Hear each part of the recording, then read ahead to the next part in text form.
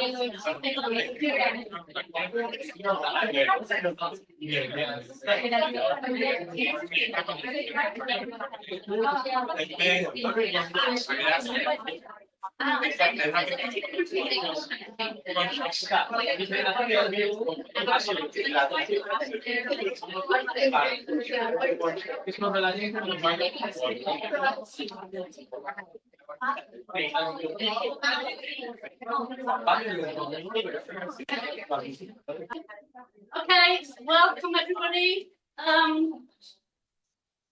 It is our pleasure to welcome you to the CI seminar. I think it's number 3, I can't remember, in the series. And this is called Using Participatory Visual Methods with Young Women in Northern Nigeria, Voice Positioning and Power Relations. And I'm going to introduce you to what we're going to talk about and to the team in a moment. But thank you for coming. And for people who are doing the MAs and looking at academic and research skills and research methods, this could be insightful for you. So let's start with the overview.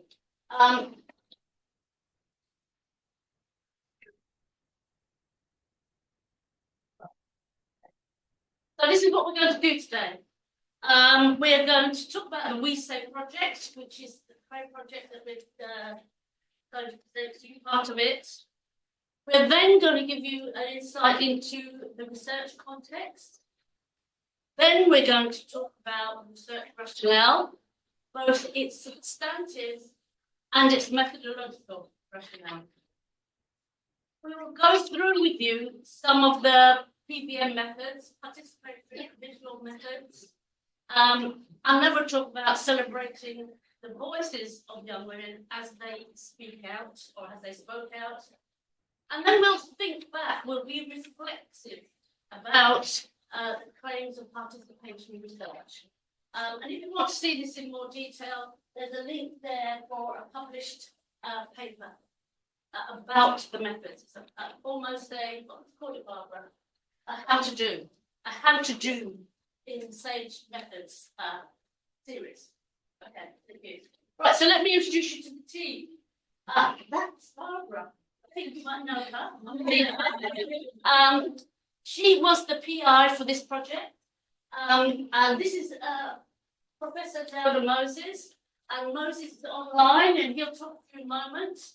And then this side, we've got Safiya Aliyu, who's also online. And they're online to us from near Yola in Adama State in northeastern Nigeria. And that last person, very good. Okay. So actually, for people who don't know me, my name is Máiréad Dunne. Okay.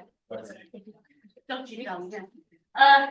So this is what the research is about. I'm framing it for you.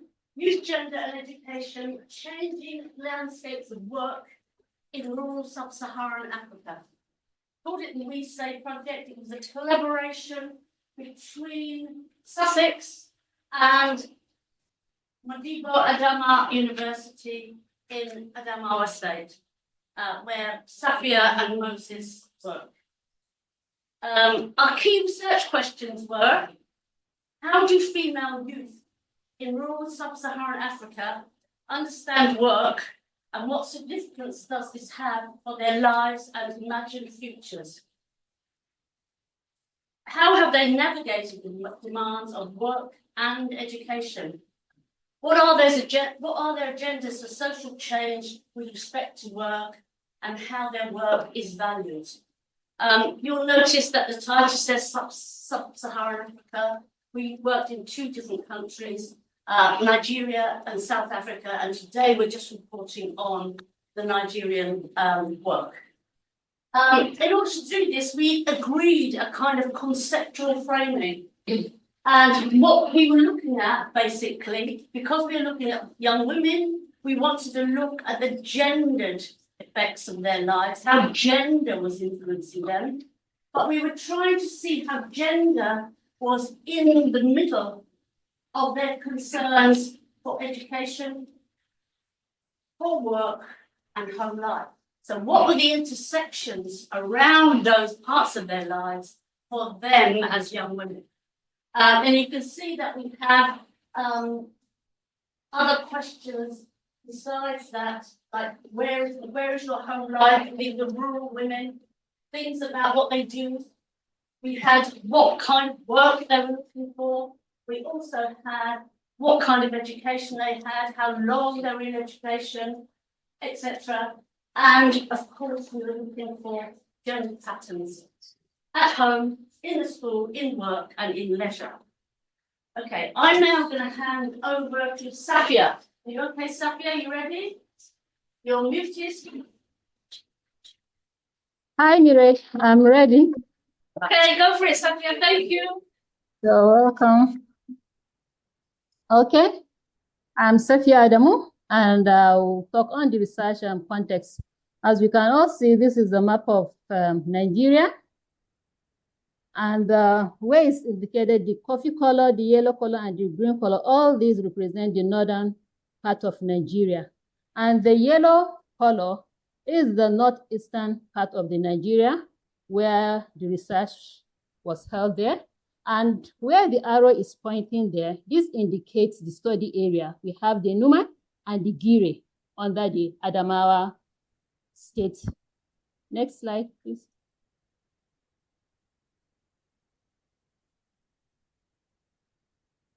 Research context in Nigeria. Nigeria became independent from British colonial rule in 1960. It is now the largest economy in sub-Saharan Africa. Population 210 million, 32% below the age of 18. A religiously diverse Muslim majority country. Islam is the majority religion in the north, Christianity in the southeast and southwest, but there are many Muslims in the south and Christians in the north. It is ethnically diverse, 500 ethnic groups. The Hausa Fulani are the majority ethnic groups in the north. 63% of the population are multidimensionally poor, despite Nigeria being rich in mineral resources. Next slide. Northern Nigeria, that's Adamawa state. 65% of Nigeria's poor live in the north. Poverty is also higher in the rural areas. Adamawa's economy depends on agriculture and fishing. Women mostly engage, women mostly engage in agriculture and petty trading. 50% of the population are Muslims, 40% Christians, 10% follow traditional religions. It is ethnically diverse. Hausa Fulanis, we have the Batas, the Bachamas, Higi, Marigi, Kilba, Gude, Gula, etc. Education outcomes worse in the north than the south. Girls' primary school net enrollment rate is in the northeast is below 48%. The median marriage age is 16.7. The fertility rate is 6.1. This means that less than half of the girls of the primary school age in the region are actually not enrolled in school. And the several factors that contribute to this, we have poverty and cultural practices amongst most of them. Early marriage often results in girls leaving school, limiting their opportunity for further education and personal development. Thank you for listening. So thank you, Safiya, for that great overview of this complex context. Thank you very much.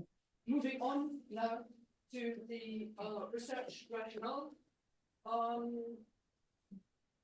We all know that we have development indicators that project these different figures, these statistics, make national comparisons important. What we are arguing is that it's really important to look in depth at the particular contexts and at the lived experiences of the people living in these contexts. So that means, that implies, has implications for the research methods that we use. Yeah. So visual research methods can elicit local meanings and knowledges in ways that encourage storytelling and attend richly to context in ways that we are trying to do. Visual research opens possibilities for different ways of expression that don't rely on high levels of literacy. Visual participatory research aims to democratize the research process and the production of knowledge.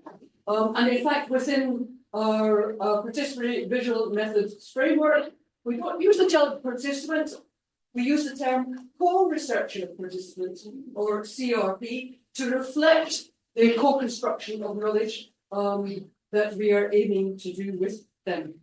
Through the collective reflections that PVM enables, we want to also to support CRPs in building their agendas for change, and their visual artifacts and things they develop in the workshops can actually be more powerful than words in building those arguments for change. And finally, rather than sitting in boring interviews, etc., or seminars, PVM can actually be fun. So that's the rationale for the research methods. Yeah. So in terms of our research sites, we engage with young women from 2 rural communities near Yola in Adama state, which Safiya showed to you. One in Giri, which was Muslim, and one in Numan, which was Christian. And at each site, we talked with 14 CRPs throughout workshops that lasted for over 6 months. Yeah. So there are 4 workshops using different participatory visual methods. These including drawing, community mapping, photo voice, and self-film. Moses will take you through the details of these. After those 4 workshops using 4 different visual methods, there were 2 further workshops to develop the action briefs. And then there was a community dialogue in each community where the CRPs presented their action briefs, their agendas for change, followed by a youth summit, which brought together both groups, again, where they presented their action briefs to local leaders. We also did life history interviews with 12 CRPs in each context, and then 8 follow-up interviews with these CRPs. And now I'm going to hand over to Moses, who is going to take us through the account of the participatory visual methods, which Moses led with his team in Newman and in Giri. So Moses, over to you to talk about how you use participatory visual methods with CRPs in Newman and Giri. Thank you very much, Barbara. Thank you, Chairman Máiréad. Thank you all in CIE. Just like Barbara just said, we undertook all the workshops necessary for PVM among the 2 groups of CRPs. We had 14 in Newman, we had 14 in Giri. The Newman predominantly 100% Christian CRPs. And then in Giri, 14 of them Muslim CRPs. So I will take us through all the methods we use and all the workshops we undertook in both contexts. Using participatory visual methods, drawing is often the first stage in PVN and start with a prompt. So you give the prompt for the day, for the workshop. You can see the prompt is there. Draw a picture that represents your understanding of young women's work in rural Nigeria. Write a short caption for your drawing. So after each drawing, every CRP or every participant will now write a short caption that depicts a title for her drawing. Now the second thing for the workshop was explain your drawing to the others. So we'll give each participant time to explain what she has drawn to the others. And then the others will now engage her in questions. And then there will be question and answer, which they have about 15 minutes. And then thereafter, all the participants will now sit together and discuss their drawings, especially issues that comes out from their drawings. So you can see number 3, discuss together what all drawings say about the work of young women in rural Nigeria. So that's what they do. They sit down and discuss all together freely. That gives them time to have fun, and then to ask questions, and then to probe, and then to do a lot of things concerning each other's drawing. Then after that, they come together and put drawings that are similar into groupings. They group them and then develop a collective statement for that group. And we call it curatorial statement. So they develop a collective statement that reflects what they have drawn or what the issues that comes out of their drawing. So this is drawing as the prompt comes in and as a first stage in PVN. Next slide.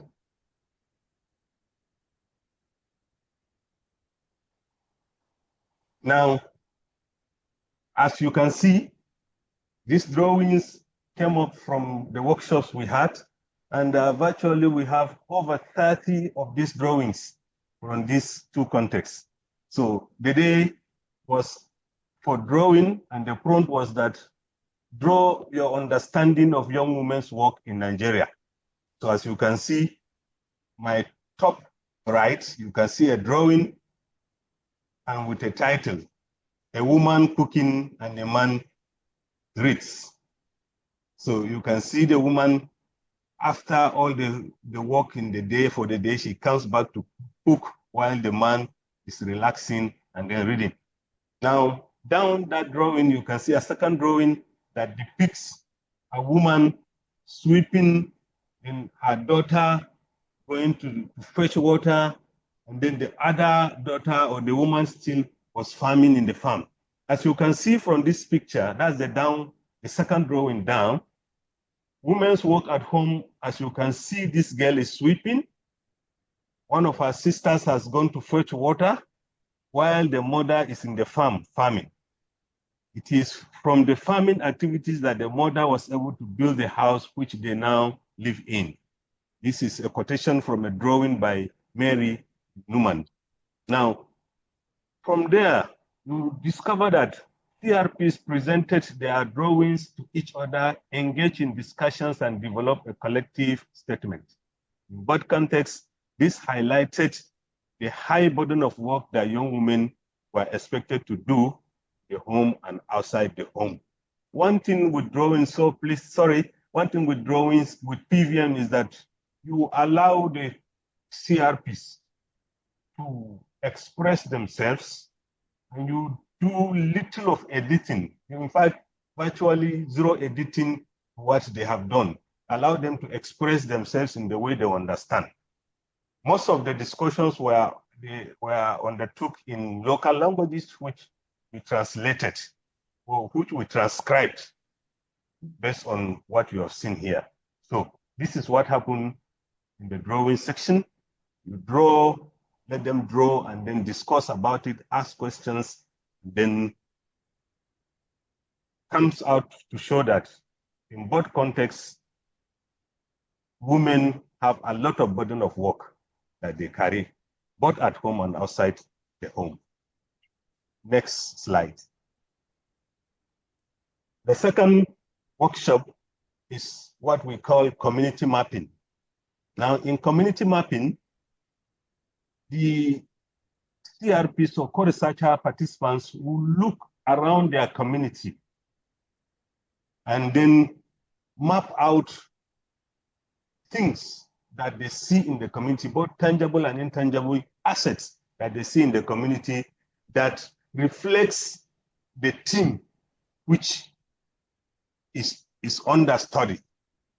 Now, the theme, the prompts for the community mapping that day was: one, what are the factors inhibiting girls' education?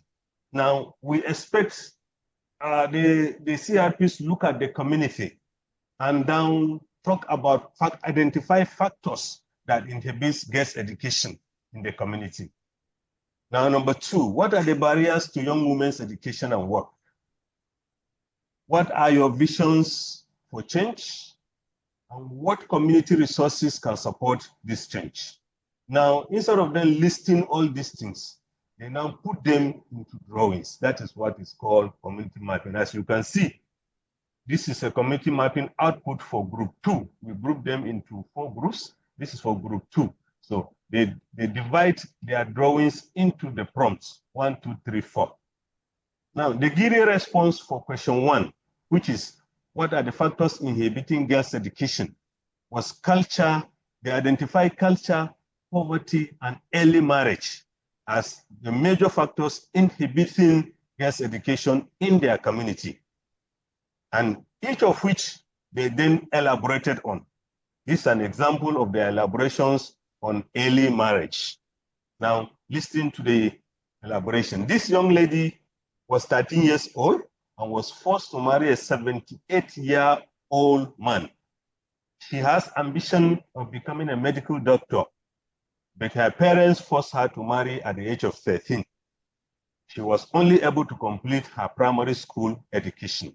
Then she was forced into marriage at to that old man. The wife, now that woman now becomes a wife, but she got enrolled into secondary school without the husband's consent.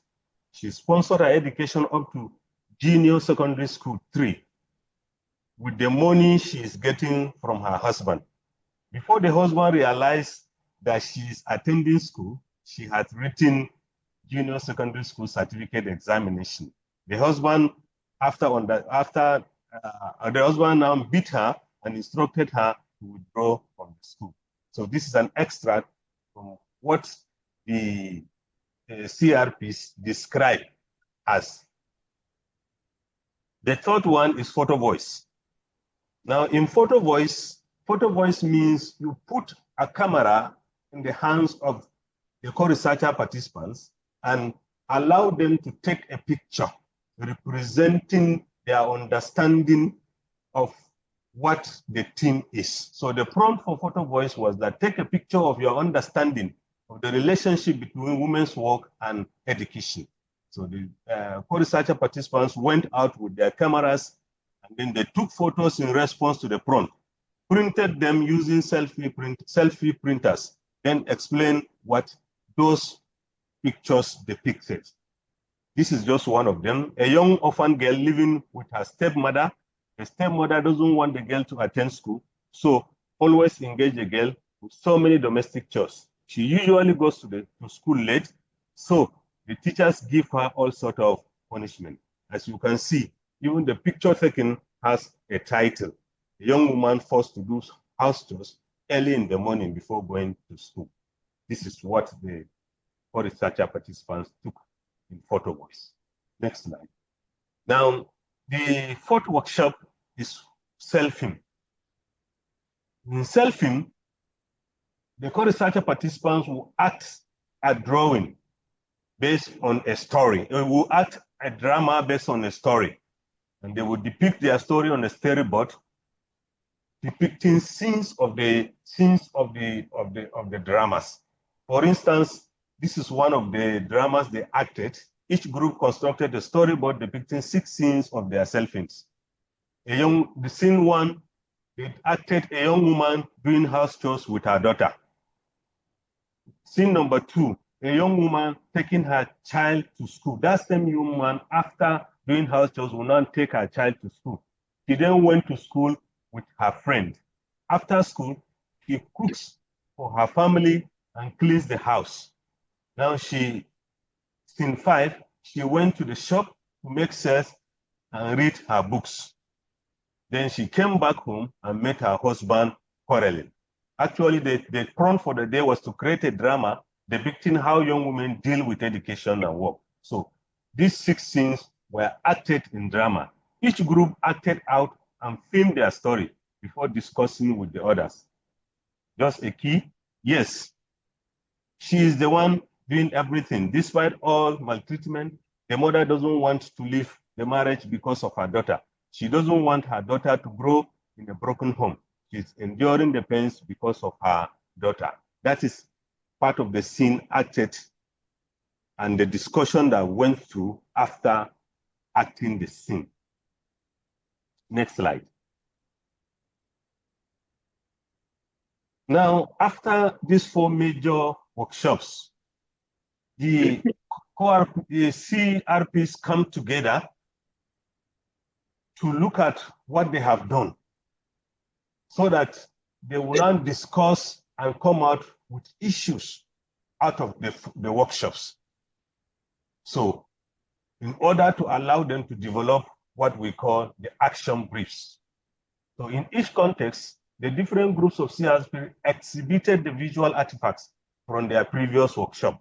So they bring the artifacts, they exhibited them, okay, and then after much collective discussion and using sticky notes on their visual artifacts to highlight key issues, both groups produce a draft action brief. They look at the 4 workshops, look at the issues and the questions that followed, and after much discussion, they now brought out what we call produce a draft action brief. The draft was their collective agreement on the situation. What is the situation under consideration? The issues, what are the issues that comes out of these situations? And then what should be done? So under these 3, these co-researcher participants produce what we call action briefs. And you can see some parts of the action briefs have been displayed, the situation, the problem, what should be done. You can see the caption of one of the action briefs say we have a say. Young women are now saying they have a say. And out of the action briefs, men should be involved in taking care of children and in all domestic chores. Religious leaders should remind the men about about what Islam teaches and the way to handle their wives. Young women should be supported by husband, parents, and the community to attain higher levels of education. Early marriage should be discouraged. Issues of domestic violence and kidnapping should be reported to the police and action be taken according to the law. The community and government should address the long-term belief that women are inferior. Street hawking by young women and children should be discouraged. So these are some of the actions that comes out of their discussions, the situation, the problem, and what should be done. Next slide.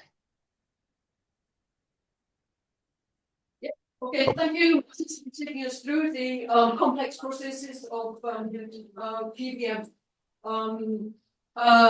This took place over a period of approximately 6 months. And then after that, the co-researcher participants, women who normally have no voice in the community at all, presented their action briefs to an assembly of government officials, lawyers, school principals, religious leaders, police, leaders from women's groups, youth organizations, and the community more broadly. This was remarkable. And the CRPs invited their responses to the action briefs. I remember, Moses, at the very beginning of the project, you said, will the CRPs stay with us through the whole project? They did, with very few exceptions because of obligations that took a couple of them elsewhere. but they all wanted to participate in these final dialogues, even if they were anxious, rather intimidated by the processes. They spoke boldly and were pleased with the leaders' responses. This is a quote from the CRP and Newman.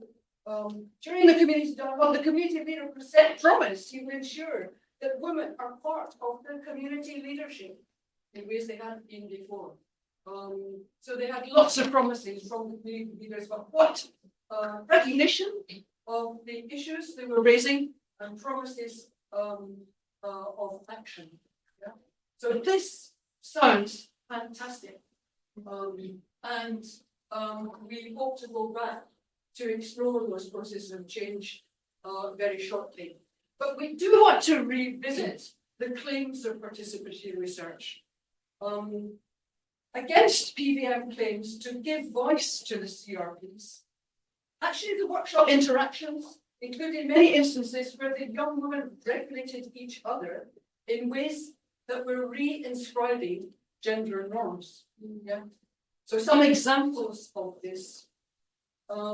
In the drawing workshop, this is the first workshop. CRPs do their drawings, they explain them to the other participants, and then they ask questions of each other about their drawings. And these are examples of their questions, where they're actually checking on the other CPs about are they being a proper mother? Are they doing what they should in the home? So imagine you take your children to school, then goes back home to prepare lunch for them. Does that mean they only eat 1 or 2 meals? Critique of the other woman. Yeah. Are her children not big enough to do the house chores? Why are you not letting children to do it? This is a reproduction, actually, of the domestic labour they're critiquing with their own children. Yeah. Does she make sure the children go to school? That's great. That schooling is in there. But yeah, look how the women are regulating each other. Why did she enroll the children in public school? Are there no private schools? Yeah. And before leaving for business in the evening, does she make provision for the night meal for the children and her husband? Why can the husband not make that night meal if she's going out to work at night? So these are examples of the way the women were regulating each other. In the community dialogues also, there were similar instances of the way women community leaders regulated young women. So this is an example of 2 women leaders who were probing the CRPs about their arguments. So Mrs. Glory says, do the young women want to only go to school without doing any house chores? Yeah. No, she will do her house chores. Yeah. And Mrs. Dahiru, are these young women taught how to cook and take care of the home? Yeah. Yes, yeah. That's very good, because when these young women marry, it is going to assist them very well in taking care of their homes. Yeah. So this is the reinsertion of the ideals of womanhood that make it hold women primarily responsible for care in the home. I would say also that throughout the research, it was noticeable that with very few exceptions, the discussions assumed a naturalized gender binary that I know those our masters have been critiquing, in which women were positioned at the behest of men. And this included discussions about men's conjugal rights, the husband's right to have sex with their wives. These were raised in the workshops, but left this substantially unchallenged. You notice that when we're talking about men and these conjugal affairs, these conjugal rights, whereas in the what follows here, women are framed as having conjugal duties. Slight shift in vocabulary. So, for example, in the Gili drawing workshop, questions were raised about whether an exhausted wife were still obliged to fulfill her conjugal duties. The discussion of another drawing celebrated a rural woman who, despite an exhausting day, did fulfill her conjugal duties, well done to that woman. And then for Aisha, not fulfilling her conjugal duties was actually a reason for divorce. So this is something that is reasserting a gender boundary and a positioning women. There were differences in the positioning of the two communities in relation to the topics we are discussing. And what I'm focusing on here is the ways that in one community, the CRPs identified with the rural women's work that they were depicting, whereas in the other community, there was an objectification of that woman. So the first quote is from Yuri, and this happened in several of the drawings, where the drawing was asserted to be the CRP. Yeah. So this drawing is showing me, my children, and the vessel continuing around. When we wake up in the morning, I assign domestic work to the children, then I prepare my breakfast. This is a story explicitly about herself. Yeah. And interestingly, questions about the drawings in Erie, yeah, even when the drawings were not represented as being directly about the woman in question, almost all the questions were immediately returned to the woman herself. This is a drawing of a woman taking her child to school after doing work, etc., etc. And so that's drawing the questions came back to the CRP. Does your husband pay school fees? Yeah. So it's immediately the CRP is positioned as being the woman, this rural woman in question. Yeah. This didn't happen at all in Europe. Yeah.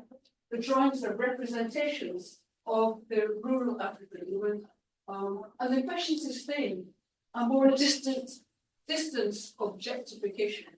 They are not that woman. They are objectifying in their drawings and in their discussions. So quite a different positioning in relation to the discussions in hand. Yeah. Yeah. So some fleeting reflections. Although the voices of women were expressed, change is difficult to gauge. Yeah. What I was trying to show is how women were regulating each other through these workshops, even if they were questioning these norms. At points they were reinforcing them and reinserting them. Yeah? So we said that claims to women's empowerment, that lovely word, would be pretty problematic. Yeah? Women's voices joined with men's, often in reasserting gender hierarchies.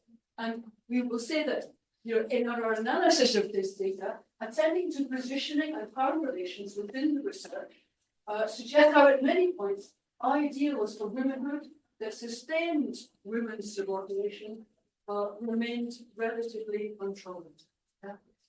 At the same time, we say did allow some speaking back to dominant discourses. It showed the importance of in-depth, contextually located research. It has put into question the linear trajectory between education and work and family responsibilities that many development actors simply assume. You grow up, you go to school, you go into work, and you get married. Oh, no, this is coming together in complex ways for these women throughout their lives and at much earlier stages than we would assume in Western imaginaries. This research has illuminated the huge burden of domestic and reproductive labour that young women routinely do, and how this normally actually just remains invisible. Interestingly, there was a report by the ILO that put the figures of 75% of domestic work around the world, they reckon, is done by women, and they put a figure of that unpaid domestic work as being, it was at 9 trillion a day. Yeah, a massive amount of unpaid work. Yeah, Research has shown how gender violence is integral to the lives of young women in the home and work and school, and how this is normalized, leaving young women without sources of redress. All these points in the action brief is we want these institutions to work for us in ways they are not doing just now. Yeah? And the research finally, we say, celebrates the courage of our CRPs, these young women, in speaking back against these things. Thank you very much. Thank you, Thank you, Moses. Thank you, Safiya. We're going to do our usual buzz. We're going to give you 5 or 6.5 minutes to buzz. Think of what questions you want to ask. Questions for Safiya, Moses, Barbara. So 5 or 6 minutes buzz. Those online, submit your questions to the Q&A function. Thank you.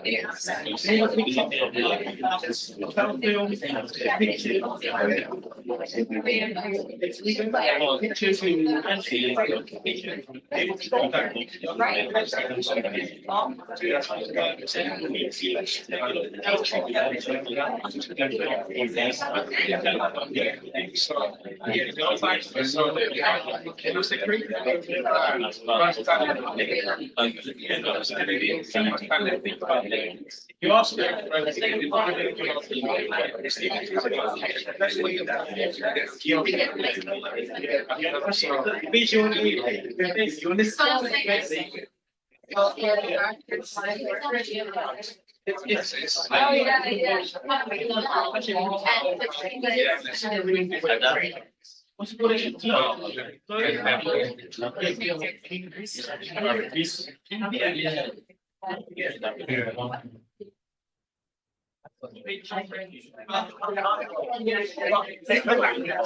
Oh yeah, yeah.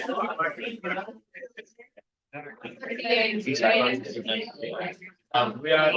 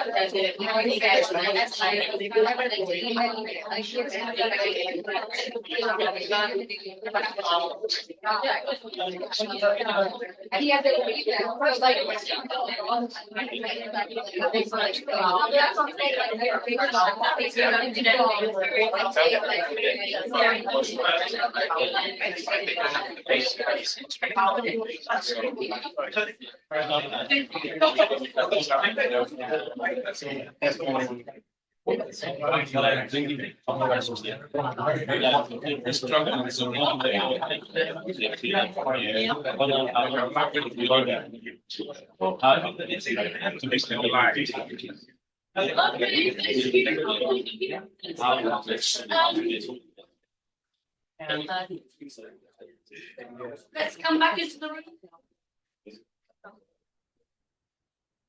Thank you. If you're asking a question and you want to ask a specific person, make that clear at some point. Okay, so let me see who wants to ask a question.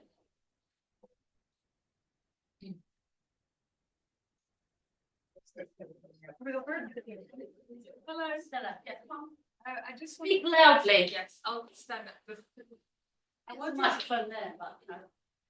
I wanted to ask, when you were doing the interviews, what was the description for the drawings, for the drawing process, and was there any resistance from the participants? And how were the questions? How was the interview questions to make sure that they're not limited to how they want to respond? I don't know if that makes sense.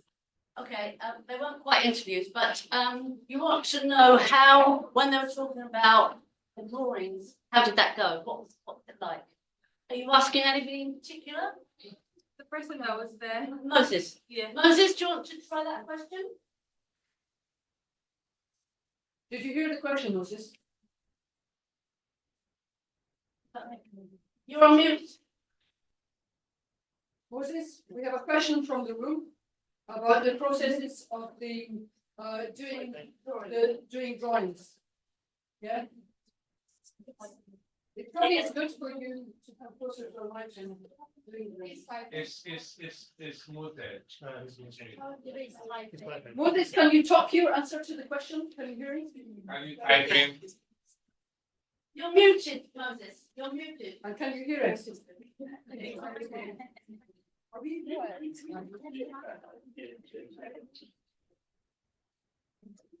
It's better for Moses to answer it because he did these with Safiya. Safiya and Moses. We can tell you an answer. Still. I mean, what's happening? The golden part was the actual problem for the workshop. I'll start answering. The word is So just while we try and get Moses back, Grace, what's happening and trying to get him back. The front for the workshop, drawing workshop, was draw your understanding of young women's work in your context in Nigeria. Yeah. So that's produced the drawing we saw of young women doing domestic chores, work in the fields, work in the home, and then sometimes also including the picture of the men doing relatively much less than the women. And then they talked about the drawings, and as we said, they explained the drawings. You can see from this picture, women's work at home. This girl is sweeping. One of the girls has gone to fetch water. The mother is in the farm, etc., etc.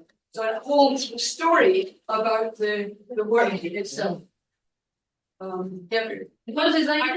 question preceded the discussion we were having on that table sort of preceded that, what you're saying, Barbara, that how central were notions of literacy when you introduced them, when you asked them to draw, how central were these notions of literacy, particular kinds of literacy in rural community when they were being asked to draw? So there we got our question, Moses. Probably that's a question for that room you won't have heard it. How essential were notions of literacy in these drawing activities? A claim of PBM is that it doesn't depend on high levels of written literacy. Yeah. Hello. Yeah. Yeah. Okay. Great. Moses, can you hear us? Moses, can you hear us? Yeah, I can hear you. Okay. I'm going to ask you a question now from the audience.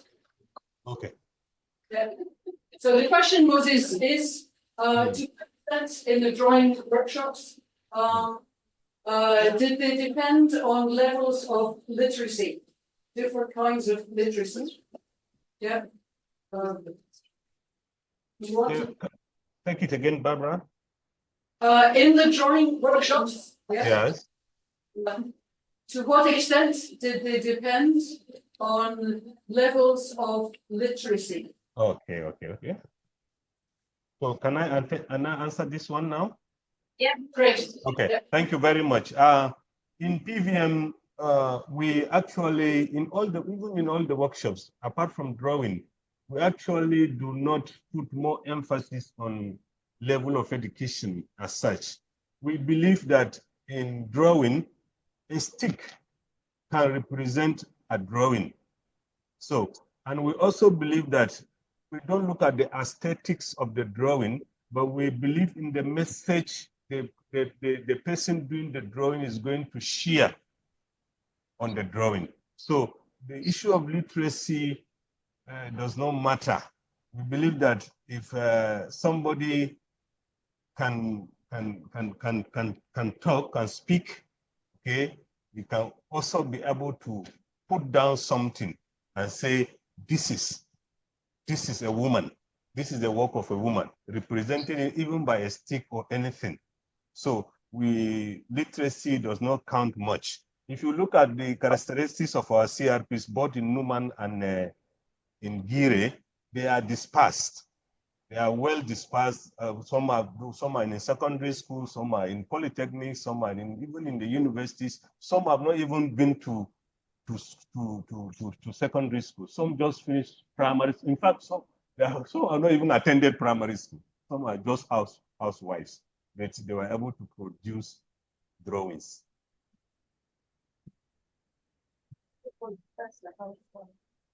Can we just add those? Yeah. Moses, I just want to add to that, though. Yeah. Although that's a claim on PBM, yeah, that's, you don't need high levels of literacy. The CRPs at the end of the process did comment that some of them felt that you needed to be quite literate to engage in some of the activities. And when you think of them, for example, doing the drawings, discussing, and then doing a collective statement that's summarizing of the issues, Yes. sometimes was more difficult. Is that right? Yeah, it's right. It's right. I can still remember what is it, Paddy in Numan was saying that when we reach that stage of action briefs and the rest of them, she was saying, initially we were told that even if you don't go to school, you can do this. But now it means that you have to be literate, you have to be able to write, read, and write. But the most important thing here is that we use the local language. Use the local language, and then we allow them to talk and discuss with their local language, which they understand, and then we transcribe it. So you can see the PVN now allows us to interface even between those who have been to school and those who are not literate. Actually, what you are saying, Red, took place during the workshops. Safiya, do you want to add a comment there? Are you okay? Safiya, do you want to speak? Safiya? Yes, Máiréad. I would like to add an input to what Moses just said. You know, during the PVM, during the drawing session with the CRPs, they were like, what are we going to draw? They were as in confused, looking so helpless. I was like, no, your drawing must not be perfect. Just draw anything that comes to your mind as far as you can interpret what you draw. They were like, oh, is that so? I was like, yes.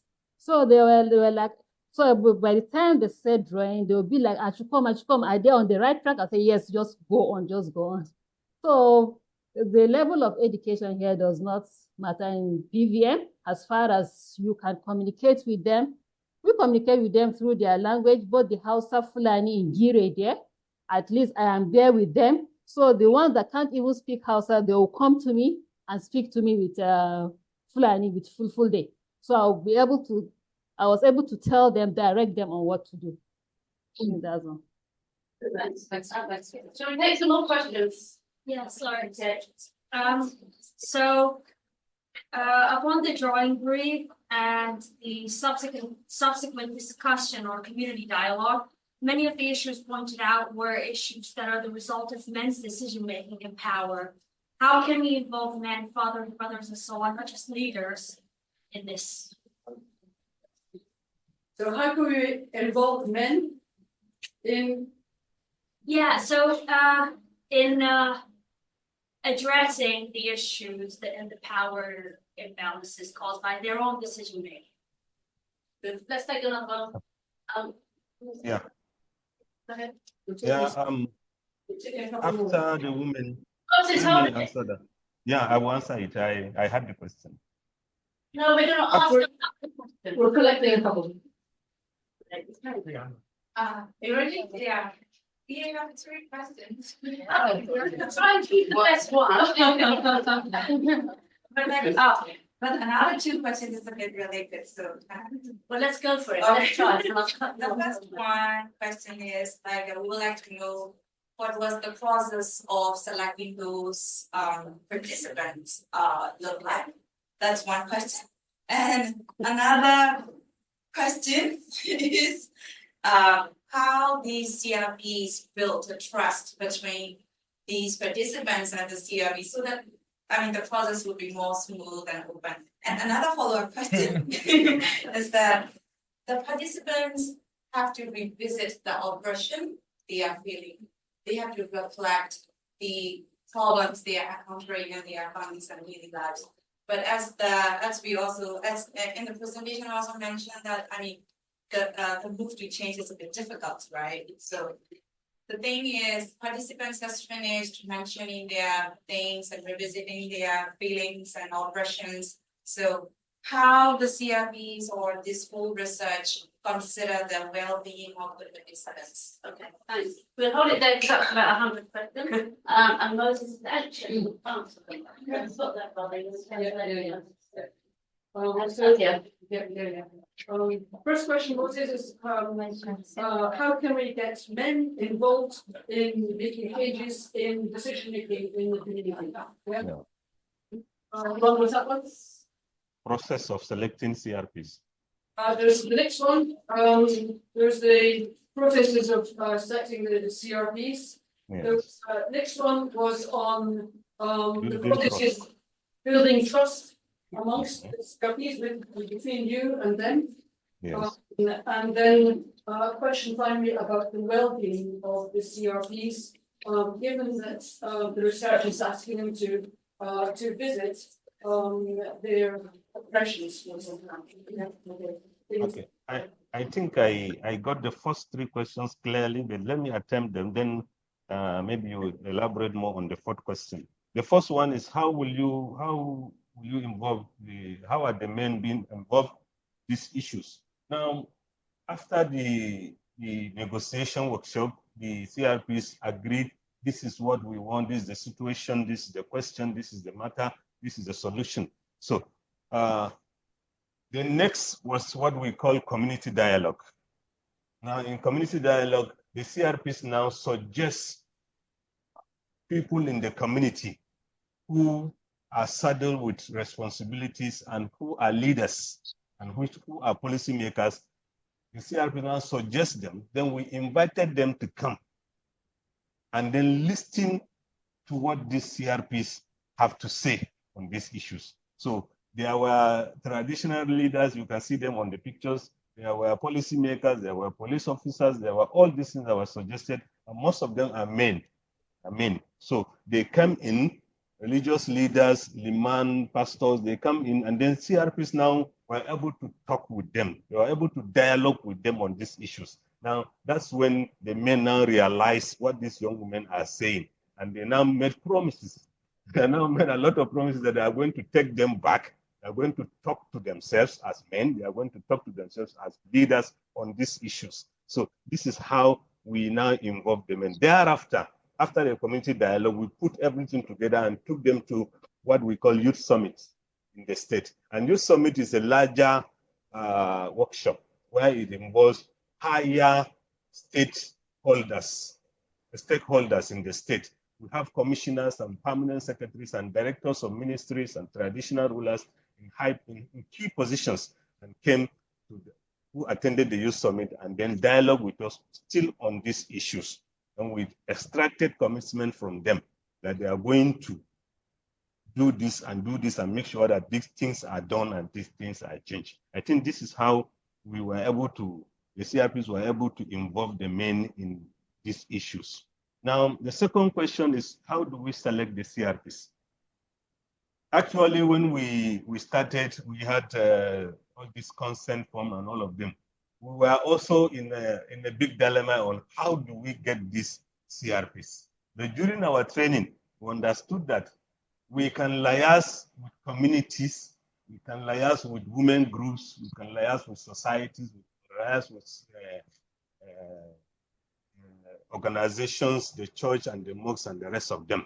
So we started going out. We had to go out. About 3 times we were doing pilot and going out to the community to get ourselves acquainted with what is happening in the community and then to know where we can get what we are looking for. So at the tail end, we went to education units, went to primary school, secondary school, we went to all organizations.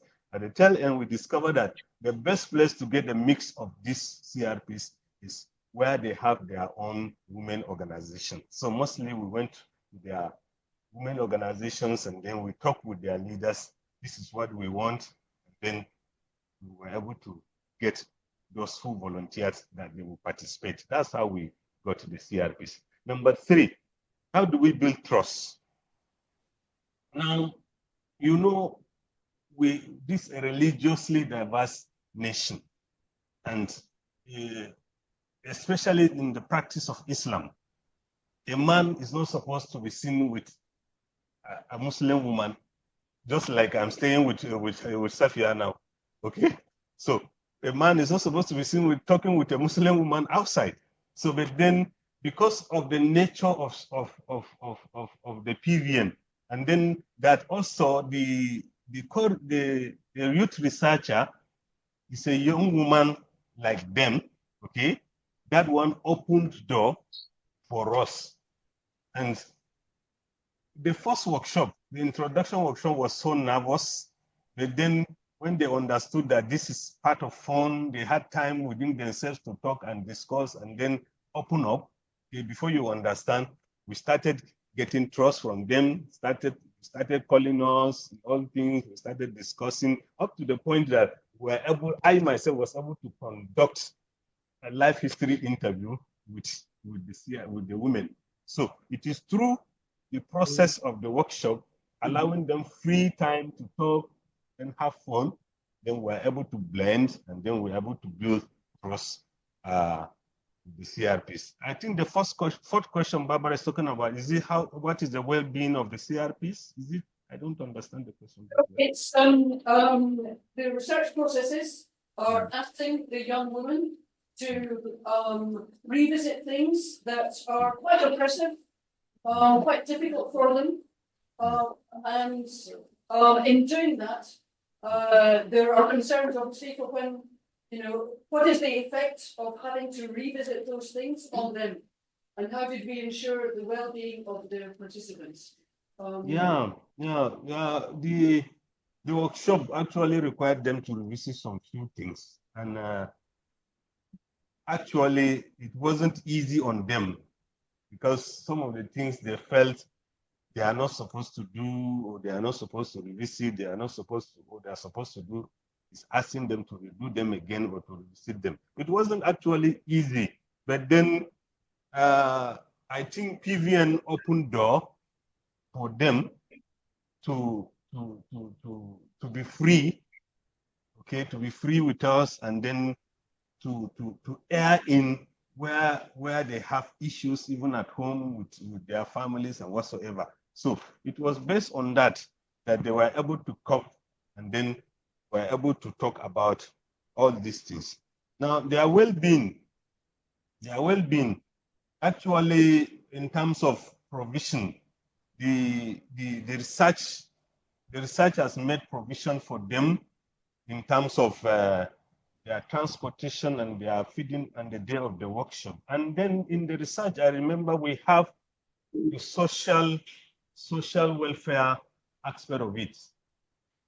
So we were able to use that aspect of the social welfare to be able to look into the well-being of whosoever that may require social welfare attention. I remember we were in Gire having a workshop. It was a drawing workshop. Then one of our CRPs had issues with her daughter, I think. Her daughter, then there were problems in the community. So the police now brought the daughter to where we are doing to come and arrest the woman. So we have to quickly step in the social welfare aspect of the research. Then we called the police into a dialogue. Then we discussed, and that was how we were able to settle the case amicably. So the method also opens the door for us to take care of the social well-being of our CRPs, and which we did. Safiya, would you like to add anything to that? Safiya, did you hear me? Safiya. Okay, I want to add based on the building trust by the participants. When we started this journey, this PVM journey with them, we went around looking for the participants. They were kind of skeptical. Wow, what is going to happen? But if this lady, because I'm sure by then they are just seeing me as a small lady. They were like, and being myself, I look like a Fulani lady. And they know the Fulani, they hardly communicate, they hardly mingle out with people. They were like, no, if she can be with this man here, then why are we so scared? So what is it? What can we be scared of? I'm sure she can be, if she's here, we can also be there. So that one alone at least helped us in building that trust between them. So we were able to communicate freely, seeing the fact that I was together with Professor Moses, talking, laughing together. So that is the tension, I think, throughout the PVM workshop. Thank you. Thank you, Safiya. Okay, a couple more questions. Okay. 1, 2, 3. Yeah, okay. So mine is for anyone, would you ever consider adapting this into an art project in order to reach a larger audience outside of academia? What kind of project? Art Project. Yeah. We're taking 3 questions, Safiya, Moses, Safiya, the answer first. Nancy, was it? Yes. Yeah.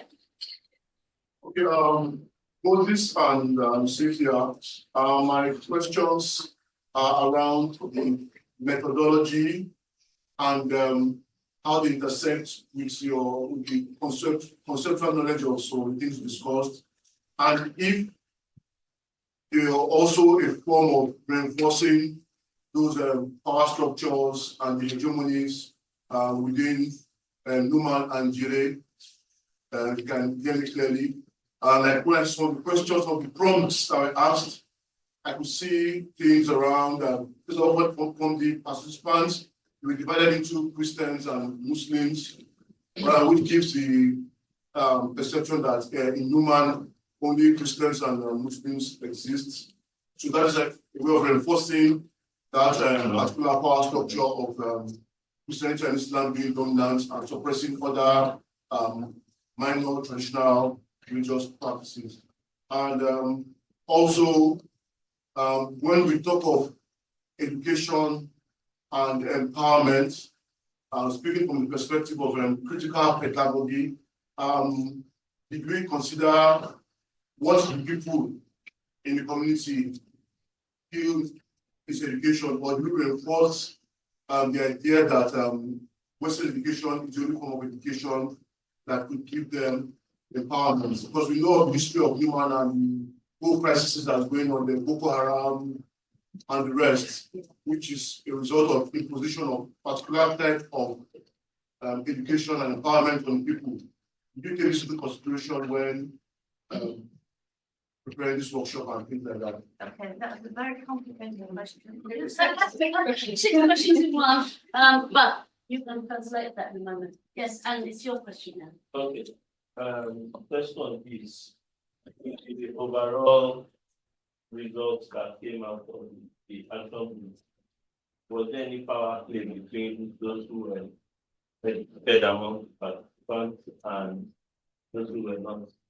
And then the other thing that we discussed after the presentation was that how can we do this thing that based on what we've done, that we can really bring about meaningful change in life of the particular region where the CRP.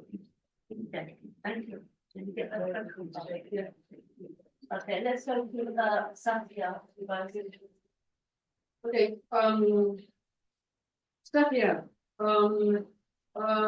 the first question that you take them in order was about the extent that a research project taking up this art methodology can speak outside academia. Yeah, let's see. How effective is this visual arts-based methodology in speaking outside university academic contexts? Do you want to say anything about that? Yeah. Yeah.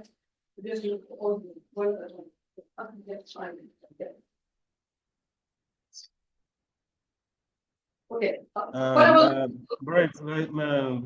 the question is not very clear. We are not hearing, but I discovered that the question is about the methodology we used. Does it reinforce, does it have anything to reinforce the power structures within the two distinct Muslim and Christian community? And does it have anything to do with Western education, the context of Western education, both in Numan and Jire? I think that's what we had. Yeah, so that was one of the later questions. So that is one of the questions. Do you want to take that one now? To what extent sampling groups, Christian and Muslim, two distinct, did we reinforce some kind of hierarchy there? And do you want to respond to that one, Moses? Yeah, I think let me take this thing on the question. The methodology we discovered during when we are going through the methodology, what we discovered is that the methodology tends to illuminate what is happening in the society, okay?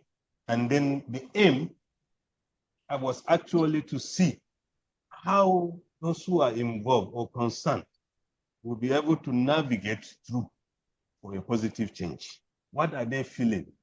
The methodology gives them the latitude to say they are feeling, what are they going through on these power structures. You discover in Numan, where we have predominantly Christian, and then it's not that there are no Muslims in Numan, but for the sake of the research, because we structure it in such a way that let the Christians CRPs be together so that they will be free among themselves and talk without any iota of maybe doubt or fear of anything. Or that maybe let me not just say this. You know, it's Adama State and Northeast is a religiously volatile area. So in order not to make a spark, okay, on these issues of religion, the research now decided that let them be together, let them be free, let them talk at their own pace and whatever they want to say, let it be open so that we get the best out of their discussions. So that's why we now structure them that way. It doesn't mean that there are no, in fact, if you look at Gire local government, the whole local government as a whole, local government area, there are more Christians than Muslims. But in Gire town, which is the headquarters of the local government, okay, there are more Muslims than Christians. And so we went straight to the Muslim-dominated area of the Gire. Not that in Gire there are no Christians, okay, so that the research now will be able to take place. So we discovered that the methodology is actually to allow them to speak out, illuminate what they are going through in terms of these power relations, and then make an attempt to see how this power relation can be addressed or can be shifted, okay, based on what we know in theory and the rest of them. So the methodology also in terms of theories or university or knowledge context, okay, we discover that a knowledgeable person or a university graduate or any other person can still fit in based on theory or the knowledge he has.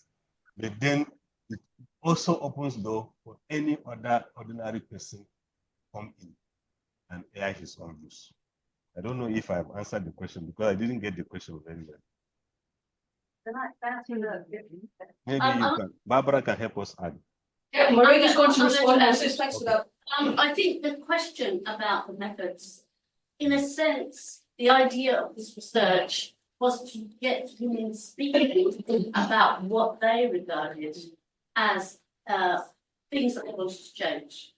The imposition of the research, if you like, was asking them about how their lives are, how they navigate their lives from the home to education to work. What is their journey? How do they manage that? So they had life history interviews in which they talked about those things. But the question about the methods, in a sense, they were used to help them articulate what kind of changes they wanted. So it wasn't really an academic exercise as such. Obviously, we're academics, so we have made it, we have highlighted the academic things because we want to speak to a different audience. Their audience was when they did the community dialogues and talked to the leaders in the community. And we still have to follow that up because the community leaders were faced with all these things. And as Máiréad and Safiya said, oh yes, we are men, we're the community leaders, we're going to do this and we're going to do that. We don't know yet. We have to go back, well, Máiréad and Safiya have to go back and revisit that and ask the question. I'm going to go on to some of the other questions. Nancy, the question you asked, which is about ideas of education being schooling, as in Western education. I think that Moses answered, and so did Safiya, about the configuration of the project, because we're in a region where there are, although it's the north of Nigeria, which is identified with Islam, we're in a region which has got lots of Christians and lots of Muslims. And so we separated two groups, one of Christians, one of Muslims, to help them speak. But indeed, when they were talking about education, they were talking about schooling. So there's a way in which other kinds of knowledges that they may have had didn't come out directly in the answer to that question, okay? Because they all had lots of skills and they all wanted to do lots more things than the community and their homes would allow them necessarily. And the fact that we took this approach that said, let's help the Christian women speak and let's help the Muslim women speak, is why we kept them separate. And Safiya and Moses, well, Moses is a Christian, Safiya is a Muslim, so they went in and could use their own presence, as Safiya explained very nicely, that if she can talk to this, because Moses is quite tall as well, he's quite tall, so it can be a bit frightening, and Safiya's there looking, you know, delicate and small, and she's got a big Christian man that she's having a joke with. So, you know, when you see that happening, it does things to ease what's going on. But it also allowed people to speak in their own language when they were discussing those things. It's not to say there were not power imbalances within the groups. Some of the women in the groups spoke louder than some of the others. That's that. Was there another? There's a question about differences in education levels. Yeah. And in relation to the findings of the project. Any comments, Safiya or Moses, on that? I think you've said quite a lot already, that in this methodology, differences in education levels gets fine. In fact, we tried as much as possible within the methodology not to highlight the differences in academic levels. We try to encourage, like Safiya will always want to encourage. She knows that this one have not been to school, this one is in the degree, but she tried to encourage them to come together and bury the educational level differences. That will not rule out the fact that those who had higher education, they were able to benefit. They were able to benefit maybe from their own knowledge. They are able to dig deeper, but then we did not allow that because we felt it may demoralize those who maybe are not well educated. So we did not allow that protruded during the. And that is, I think that is what the PVM also teaches us to do. Yeah. Okay. I think there's a question here. This is the last questions. It's the last question. The last question. Thank you for this answer.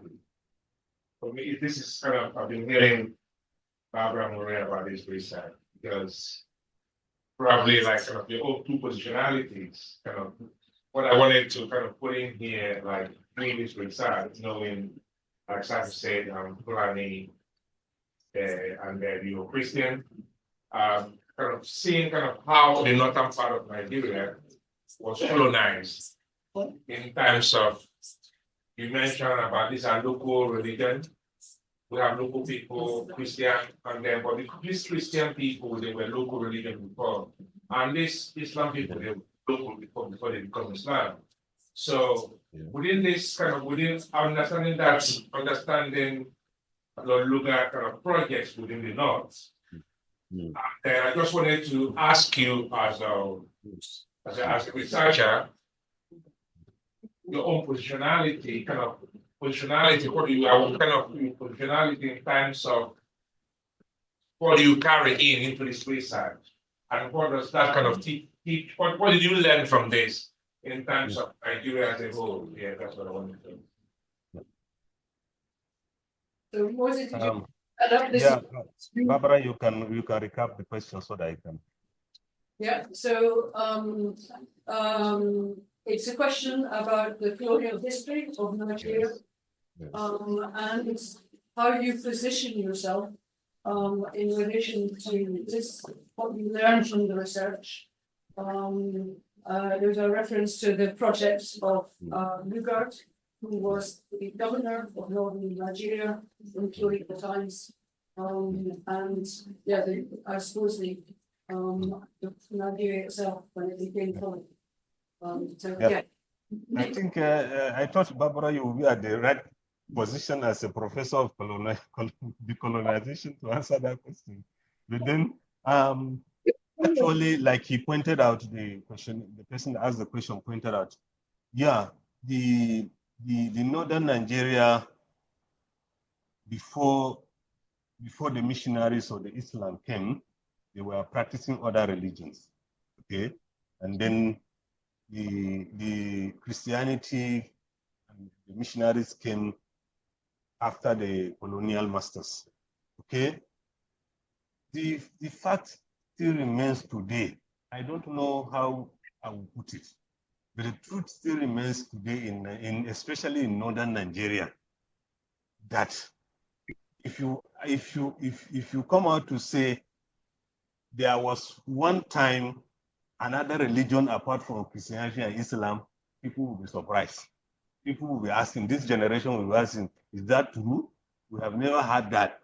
Is that true? It has never existed. But it's true. It actually existed. But then because of maybe zeal in religion, then the acceptance of both Christianity and Islam, okay, this other thing, like the 10% that we had during the opening of the other religion, like it tend to be fading away completely. Like it's become an old fashion for you to start talking about that now.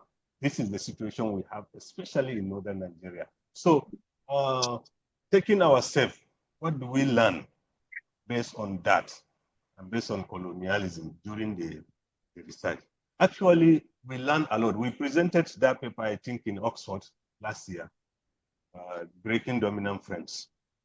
There are some things we, as researchers, after all this while, we have been thinking, or we read, and we have that perception that, look, this thing doesn't happen in the Christian community. This thing doesn't happen in the Muslim community. But because of this research, discovered that some of these things are not what we have been taking them to be.